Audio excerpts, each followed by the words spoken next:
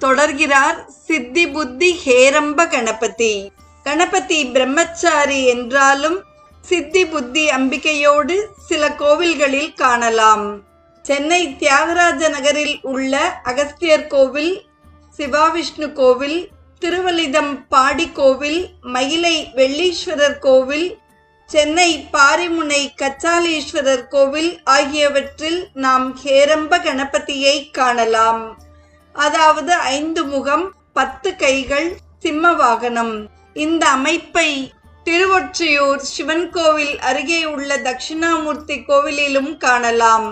ஹேரம்ப கணபதி உருவமே பரபிரம்ம தத்துவம். கச்சாலீஸ்வரர் கோவிலில் இவருடன் சித்தி புத்தி அம்பிகையையும் காணலாம். இது ஒரு அதிசய தரிசனம். ஆதிபராசக்தி, லக்ஷ்மி, துர்கா, சரஸ்வதி என்று துர்கா சப்தசதியில் அசுரர்களுடன் போரிட்டது போல் சித்தி புத்தி அம்பிகைகளும் கணபதி அசுரர்களிடம் போரிட்ட போது உதவி இருக்கிறார்கள் என்று விநாயக புராணம் கூறுகிறது.